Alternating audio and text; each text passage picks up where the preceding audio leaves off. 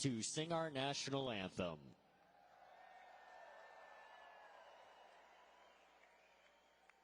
Oh, say, can you see by the dawn's early light what so proudly we hailed at the twilight's last gleaming, whose broad stripes and bright stars through the perilous fight o'er the ramparts we watched were so gallantly streaming, and the rocket's red glare, the bombs bursting in air, gave proof through the night that our flag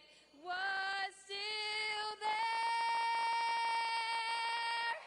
Oh, say does that star-spangled banner yet wave o'er the land of the free and the home of the brave?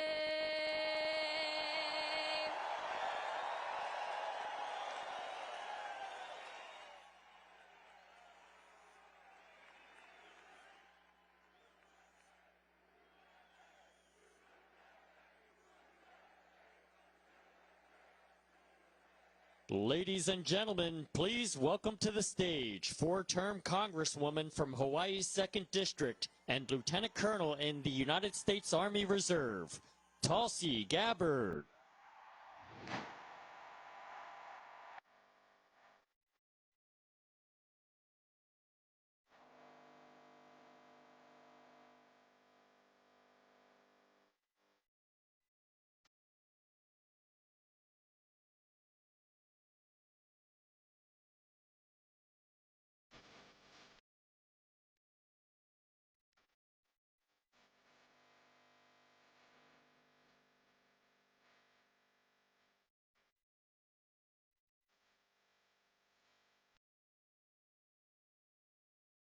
Aloha!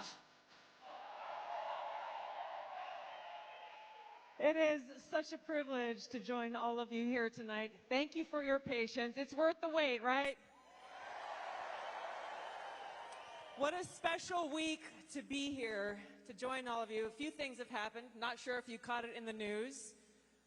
2 former Democratic presidential candidates have endorsed Donald J. Trump to be President of the United States.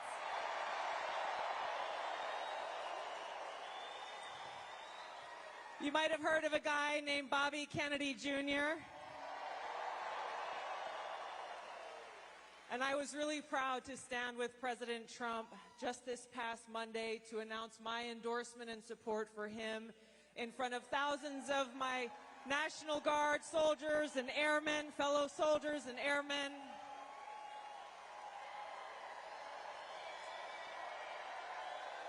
Because I am so excited about the opportunity that we have before us to stand together, not as Democrats and Republicans, but as proud Americans who love this great country.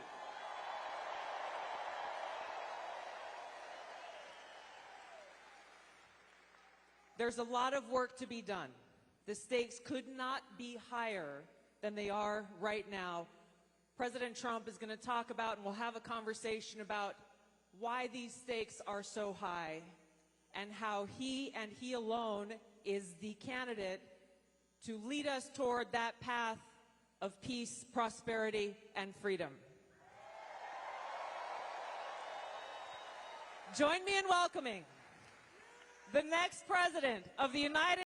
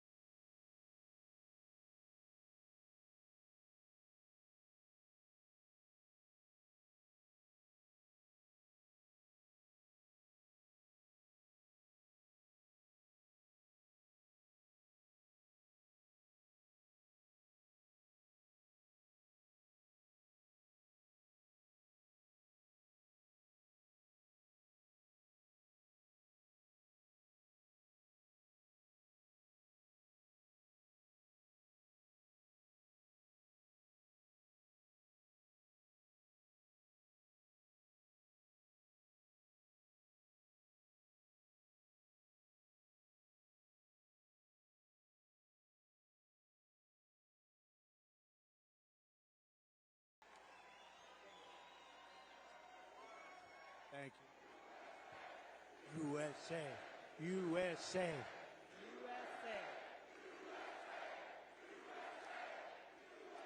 We love our country. We love our country, don't we? It's amazing.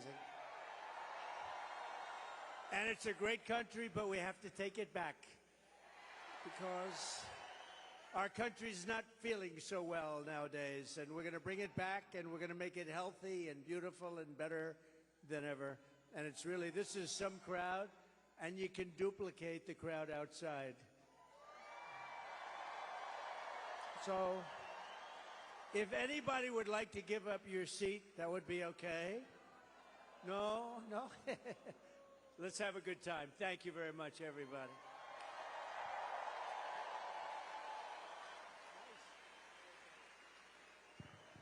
That song gets me fired up every It's so time. great.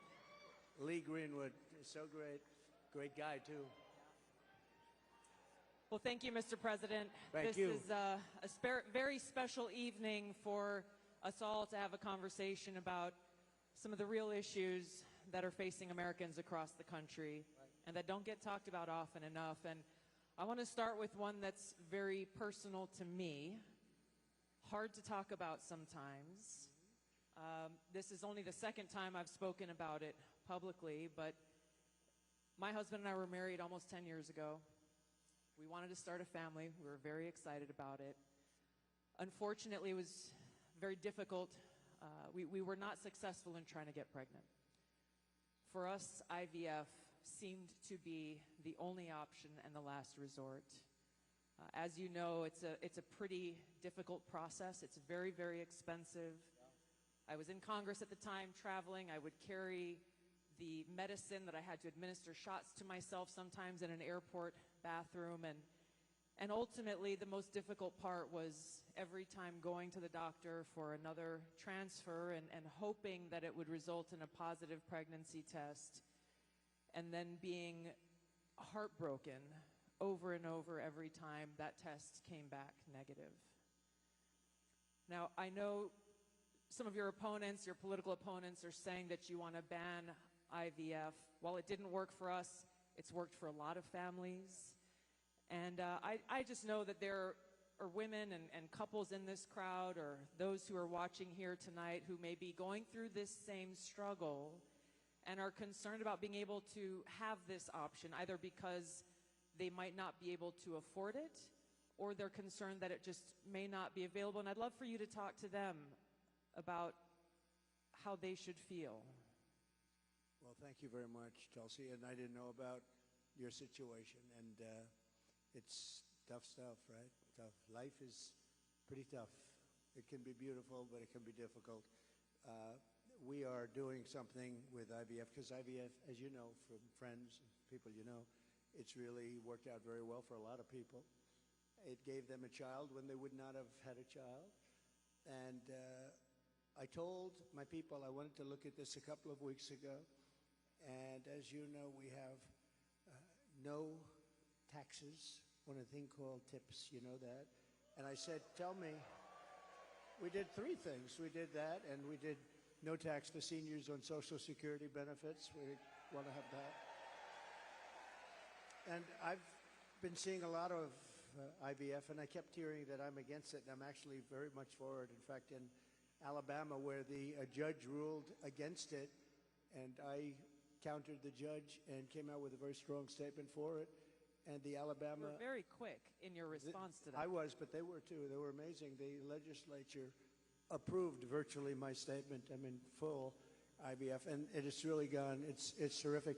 And I said, so with the tips and with the Social Security, the no taxes on Social Security, I said maybe for IVF, and I've been looking at it, and what we're going to do is for people that are using IVF, which is fertilization, the government is going to pay for it, or we're going to get or mandate your insurance company to pay for it, which is going to be great. We're going to do that.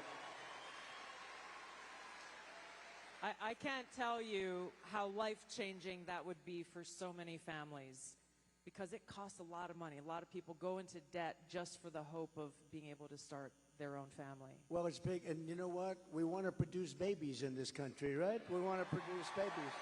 So I think it's going to be something we sort of announced it a little bit. We were in a great place, Michigan. We all love Michigan, right? We're going to bring back the car industry, and we're going to get a lot of it back to Michigan. They've been taking our cars away. They've been taking our manufacturing away over years, over decades. And if you look at it today, it's a shell of what it was years ago, but we're going to bring it back. Mexico is right now building massive car factories, actually being financed and built by China, and they think they're going to sell their cars back into our country. It's not going to happen. That's not going to happen. Oh, listen to that. That is not going to happen. But so many things have gone wrong in the car industry. The union leadership has been horrible. I think I'm going to win by 85%, the union, but because we're bringing it back. And we're going to have electric cars, but we're going to have gasoline-powered cars, and we're going to have hybrids. We're going to have every kind of car. We're not going with just that. But I just felt that it would be a good place to announce it, and we did sort of the announcement there a little bit, and now we do the big announcement tonight in front of all of these television stations, all of the fake news, you know, they're all over the place. They're all over the place. I don't know what's going on. We don't even know, I was saying, because we're doing this, and I finished, and I figured I was going to come here, and we were going to make a speech. I had a speech all set for you. I was ready. They said, sir, you're actually doing a town hall. I said, oh, nobody told me that. I said, who's doing it? They said, Tulsi. I said, well, that's at least good news. I've been a fan of hers for a long time, I have to tell you. So I didn't even know. I'm in the plane, and I'm looking over some material, and we're going to give you a hell of a speech tonight. We were set to give you one hell of a speech. They said, no, sir, it's a town hall. I said, why doesn't somebody tell me this stuff?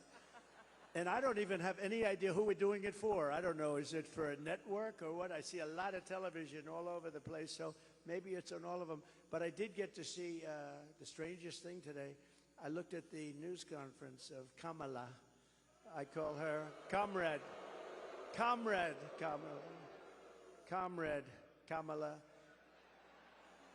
She's you know that. She's a Marxist. Her father was a Marxist before her. So she was brought up in the family tradition. And she really is, and this country is not ready for a Marxist. We don't want a Marxist as a president. And she destroyed San Francisco. She destroyed California. And we're not going to let it destroy our country. I'll tell you, it's not going to happen. So, but just to finish, so for some reason she doesn't want to talk to anybody. So she's either not the smartest light in the ceiling. I'm trying to be nice here. I want to be. They say, be nice, sir, be nice. You know, it's hard to be nice when somebody is destroying your country and wants to destroy your country. It's hard to be like nice. But she is, she was a terrible vice president. She was a terrible border czar, worst in history probably, not just in this country. But the border, you know, millions and millions of people, I say 20 million plus, have poured through the border during their term. I had the safest border in the history of our country. They have the most unsafe border in the history of the world. And they're coming through. And many of them are from prisons and jails. There's a slight difference, as you know, prisons and jails. Many are from mental institutions and insane asylums. And many are terrorists. And they're pouring into our country at a level. I don't know if you saw the news today, Tulsi. They had a group of, a lot of them, Venezuelan people with lots of machine guns taking over a building someplace. I'm looking, I'm saying, where is that? They went in and they took over a building. This is just the beginning. They're taking their criminals from all over the world, not just South America, not just Venezuela, which you've been reading about, all over the world. They're taking their criminals and they're dumping them into the United States. Kamala is allowing it to happen. And they actually want to give them papers. They want to make them citizens, and they want to give them your Social Security. They want to give them your Medicare. And your Social Security will collapse under her. I'm the one that's going to protect the Social Security. But they're coming, I will totally protect, as I did for 4 years. And there was no age increase, there was no anything. We're going to protect. You know, they destroy you with inflation, and then they want to destroy your Social Security, so it's not going to happen.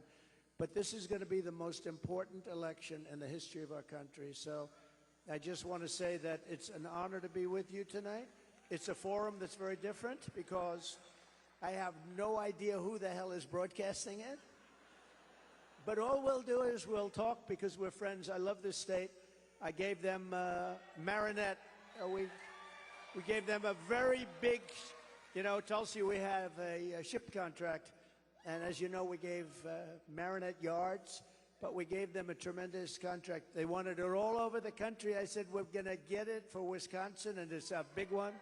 And they're doing a great job, I understand. So we got that. And we're going to have a good time tonight. So let's go. Mr. President, you talked about immigration. We actually have Amber here who's quite concerned about that, and she's got a question for you.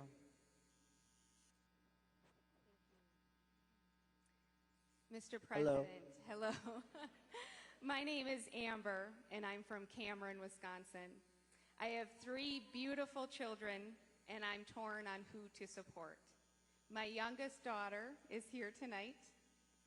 My oldest son is 18, and he just started trade school this week. Very proud of him. My concern is that illegal immigration is threatening opportunities for my children. I worry that it's taking away jobs from Americans. I'm wondering, what will you do about that?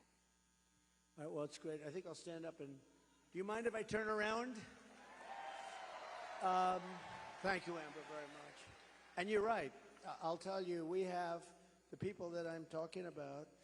They're pouring in at levels never seen before. They're coming in by millions and millions, and a lot of them are taking the jobs for the black population, the Hispanic population, and unions are going to be very badly affected because, and I was talking to some of the union heads who I actually do get along with, but they're very concerned about it because the jobs that are, the people that are coming in are just taken, and it's going to start with the black population. African Americans are losing their jobs, and I don't know if you heard the latest statistic that of the jobs that these people created, which is very little, every single job was taken, about 107% was taken by illegal immigrants.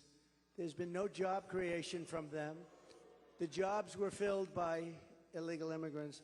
With all of that being said, I want to give you a very positive answer. We're going to win this election. We're going to turn this country around. We're going to become an unbelievable growth country. And your boy is going to have the greatest job. And you want to have a lot of choice with jobs. You know, you want them to go up and they get up and they, it's hard to believe I have that the way I get treated. But I look forward to every day because we're going to make America great again. So I really do. I look forward to it. That's right.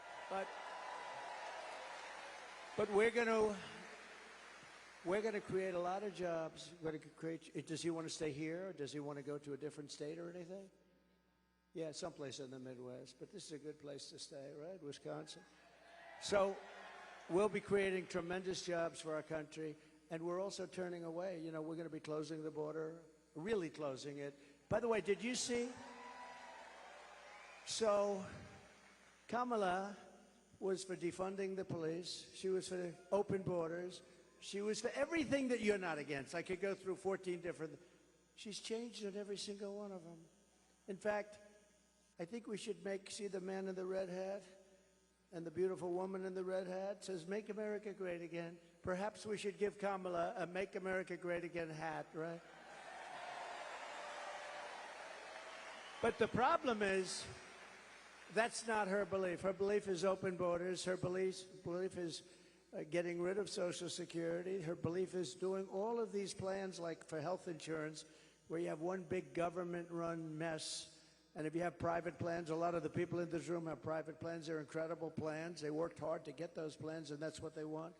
But with her, she wants to have, it's really a communist type of government. And I just saw her, Tulsi, she was sitting behind a desk doing this interview, And I said, Dana Bash, you could make yourself big tonight. All you have to do is be fair. I haven't seen the questions, but they gave out a sample. In fact, she's going to be on later on tonight with a taped. It was a taped. We're doing it live. Why are we doing it live and she's doing it taped? But That's right. He's real. But she was sitting behind that desk, this massive desk, and she didn't look like a leader to me, I'll be honest. I don't see her negotiating with President Xi of China. I don't see her with Kim Jong-un like we did with Kim Jong-un.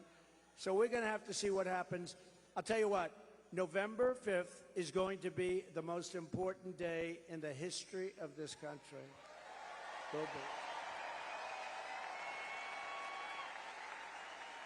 be. Mr. President, there are a lot of people who want to feel hopeful about our future. I want to introduce you to Luke, who is one of those people. Hi. Hello, Mr. President. Good-looking guy. Thank you. My name is Luke Pulaski, and I'm a junior here at the University of Wisconsin-La Crosse. I'll be voting for the first time in November, and I'm researching each candidate. I have two questions for you.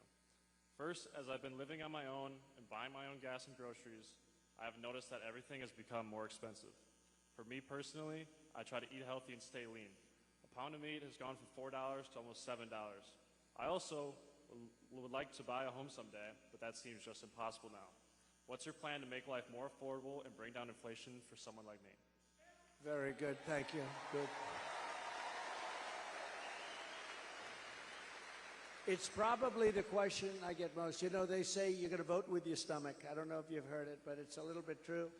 And groceries, food has gone up at levels that nobody's ever seen before. We've never seen anything like it, 50, 60, 70%.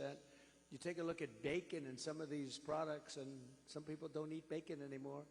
And we are going to get the energy prices down. When we get energy down, you know, this was caused by their horrible energy wind. They want wind all over the place. But when it doesn't blow, we have a little problem. This was caused by energy. This was really caused by energy and also their unbelievable spending. They're spending us out of wealth, actually. They're taking our wealth away. But it was caused by energy. And what they've done is they started cutting way back. We were in third place. When I left, we were by far in first place, beating Russia, beating Saudi Arabia. And we were going to dominate to a level that we've never seen before. And then we had a bad election. I'll be very nice. I'm supposed to be nice when I talk about the election, because everybody's afraid to talk about, oh, please, sir, don't talk about the election, please. You know, if you can't talk about a bad election, you really don't have a democracy if you think about it, right?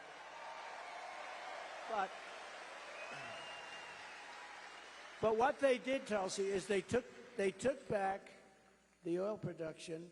The oil started going crazy. That started the inflation. Then they went back. They said, go back to where Trump was. The problem is that we would have been 3 times that level right now. We would have been so dominant over Russia and Saudi Arabia. Look, Saudi Arabia, Russia, a lot of oil. We would have had more. You know, we had something in Alaska, Anwar, that I created. I mean, Ronald Reagan wanted it. You remember? Ronald Reagan wanted it. They all wanted it. And I got it approved. Nobody was able to get it approved. I got it approved. And the first week in office, they turned it back. They said, no, it's the biggest site possibly in the world. Could be bigger than Saudi Arabia. Well, we're going to start that up. We're going to become the energy capital of the world. We're going to pay down our debt, and we're going to reduce your taxes still further. And your groceries are going to come tumbling down, and your interest rates are going to be tumbling down. And then you're going to go out, you're going to buy a beautiful house, okay? You're going to buy a beautiful house. That's called the American dream. The American dream. Thank you. Mr. President, I want to ask you a question about national security, but first I think it's important to point out what Luke is talking about, the cost of groceries, the cost of gas, the cost of housing, mortgages, rent, everything has gone up. Kamala Harris's plan that she has announced is government price controls. And I think it's important to touch on, you just laid out your plan. What's going to happen if Kamala Harris institutes price controls? So that's a communist plan. It's never worked. And it's been tried by others. Believe it or not, Richard Nixon tried it. A lot of people tried it. It's been tried many times, and it always leads to the same failure. Tremendous inflation, lack of product. You don't have anything. The stores are not stocked. It has never worked. It's called control. They want control. And, you know, it's been so often. And everybody that comes in, they say it. It sort of sounds great. We're going to go price control. Actually, when she announced it, she got absolutely slaughtered by even Democrats because it doesn't work. It's a known loser. So now she doesn't talk about it. Do you notice she doesn't talk about climate change anymore? She's not talking about it. You know why? Because people don't want to hear it. They want to live a good life. They want to live a life. They don't want to stop your industry with climate change. They used to call it different things, global warming. Remember? That wasn't working because it was getting a little bit cooler. So they said, what are we going to do? We'll call it global cooling? No. So they came up with the words climate change because that takes care of everything. Climate change. The climate's changing, but according to them, we're all going to be gone in about, what do we have, 3 years left? They had 12 years, remember? So in about 3 years, let me tell you, we do have a problem, though. It's climate change, but a different kind of climate change. It's called nuclear global warming. We can say that's global warming. And if we don't have a smart president, you know, you have 5 nations now with pretty massive nuclear power. Some have very massive, including us and Russia. China's behind, way behind, but within 4 or 5 years, they'll catch up. And we don't want them to catch up. Look, the biggest problem, in my opinion, the biggest problem our country has, the biggest problem the world has, is nuclear weapons. They are a destructive force, the likes of which nobody has ever seen before, and we have to make sure they're never used. We have to make sure it's not going to happen. You're exactly right. You brought up Ronald Reagan already. Ronald Reagan famously said, a nuclear war can never be won and should never be fought. And I think it's interesting you talked about climate change, Mr. President. The Democrats and Kamala Harris, they were quick to talk about how climate change is an existential threat. But what they're not talking about is the existential threat of nuclear war and World War III, which is exactly where we sit today because of the warmongers and their puppets, Joe Biden and Kamala Harris. And they don't want to talk about it because the consequence of where they have taken all of us as the American people and the world is economic hardship around the world, a destruction of our economic well-being, and an annihilation of humanity, our families, our kids, our communities around the world. There's a recent poll that YouGov did that pointed out over 60% of Americans feel that World War III and nuclear war is going to happen within 5 to 10 years. And when I heard that, I felt so sad because they're at a point where they feel like this outcome, the annihilation of the world, is inevitable. So I wanted to ask you about this because it's important that people understand what kind of leadership you bring, what you will do to stop this slide towards nuclear war and World War III so that we can feel hopeful again. Well, thank you. So Viktor Orban, a very strong leader from Hungary, Prime Minister of Hungary, they asked him recently about what's the problem in the world. A few years ago, during my term, we didn't have Israel being attacked. We didn't have Russia attacking Ukraine. And they asked him, why is it so bad now? The Middle East is on fire. So many places are on fire, and there are plenty places that could very well and very quickly catch on. What's the problem? He said, you have to bring Trump back as president of the United States. You will have no problem. He single-handedly kept things, and it's true. And I could do it with telephone calls by being smart. But literally, he said, you have to bring Trump back. Now, he used a term I wouldn't use. He said everybody was afraid of Trump. You know who was afraid of Trump? They said China was afraid of Trump. Russia was afraid of Trump. They were all, and I don't want to say that. I will say this. They respected me and they respected our nation. They don't respect our nation anymore. They don't respect our nation anymore. Think of it. What would the world be like if Russia didn't do what they did, and they would have never done it? I used to speak to Putin about it. I had a very good relationship. No chance. You know what happened, I think, Afghanistan, when he saw the horrible leadership that we displayed in Afghanistan. I think he said, wow, this is a time to go in, because I wasn't there. He would have never done it if I was president. And Israel would have never been attacked. Think of it. What would this world be like? You wouldn't have had that disaster. And it wasn't leaving Afghanistan. And they should have kept Bagram. That's the big air base. It's 1 hour away from where China makes its nuclear weapons. They didn't keep it. You know who occupies it now, Tulsi? China occupies it. So we have, if you have the right president, and we don't right now, do we even have a president? He just came in, think of it. He just came in from wherever the hell he went. You know, there was a coup. He just doesn't know it yet. But there was a coup. How about that? He got 14, I'm not a fan of his. He was the worst president. But, You're not? But think of this. He got 14 million votes. She was the first one to leave, you know. Kamala was the first one to quit.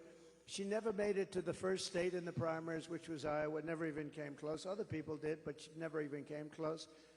And all of a sudden, she was picked, and she's now running for president. And look, it just started, really. It just really started. The polls have us up here. We're up in this. We're up in states, but it's close. It's close. It's close, and you know they cheat like hell, so we don't want to have it too close. But we have, because we have to win this. We're not going to have a country. But with him, I was so far up. We had a thing called. How did he do in the debate? Did you think he did well? Not too good. No, they wanted to have a debate. I said, okay, it's a little bit early, isn't it? I was trying to talk them out. I said, well, it's a little early for a debate, right? And they said, well, I think we'd like to do it. And that was not a good debate for them. That was not a good debate. So that was the beginning of the end for him. And they started looking. But they picked a woman that had absolutely no votes. She got no votes. And now she's running. So when you say threat to democracy, they are a threat to democracy. I'm not a threat to democracy. I'm not a threat. Thank you. Mr. President, crime and the rise of crime is on the minds of a lot of people. I want to call on Danielle here, who has a question for you. Hi, Danielle.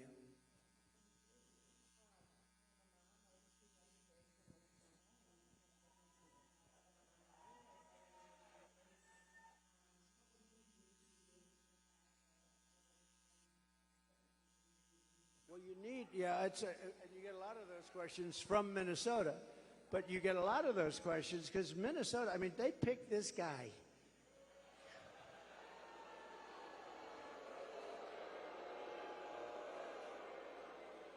He is weird. Right? He's weird. I'm not weird. He's weird.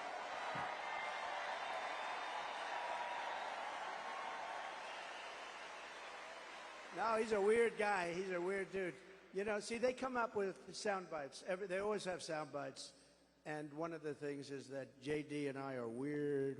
That guy is so straight. J.D. is he's doing a great job, smart, top student, great guy. And he's not weird, and I'm not weird. I mean, we're a lot of things. We're not weird, I will tell you. But that guy is weird, don't you think? You know, he signed for, and this is, who would think that this is even happening in our country with men playing in women's sports and all of this? But he has it at a level that nobody can believe. A bill that every boy's bathroom will have tampons. Okay. Hence his name, Tampon Tim. But think of it. Think of it. And you know, on the question of abortion, he is the one. Abortion in the 9th month. And if the baby in Minnesota, and I'd love to win Minnesota because those people aren't digging this guy. They're not digging this guy. But think of this. 6 states, Minnesota's one of them. If the baby is born, you're allowed to execute the baby think of that, after birth in Minnesota, you're allowed to execute. And you remember the former governor, not the current governor, who's terrific, Glenn Youngkin. We're going to win maybe Virginia. We could do that. But the former governor, and he said, you sit the mother down and the father down, you sit them down and you talk, and the baby is born and you make a decision what to do. He meant, do you execute the baby after birth? And according to what they have passed and legislation, in Minnesota, they're allowed to execute the baby after birth. And this guy is a participant. And that's why she picked him, because she is, in fact, a Marxist/communist. Remember, I'd say all the time, our country will never be socialist, right? We will not have a socialist. Well, I was right. We skipped socialism. We went to communism. This woman has to be stopped. Mr. President, we have time for one final question. I don't know if we can get a mic to Bernardo. He's got an important question, given very soon we will be honoring the anniversary of September 11th and all of the lives that were lost on that tragic day in that tragic attack where we were attacked by radical Islamist terrorists. And Bernardo wanted to share his thoughts and had a question for you on this. Thank you. Mr. President, my name is Bernardo. I'm a voter here in Wisconsin, live in the wonderful La Crosse County here, and I'm also a father of 8. I have 7 here with me.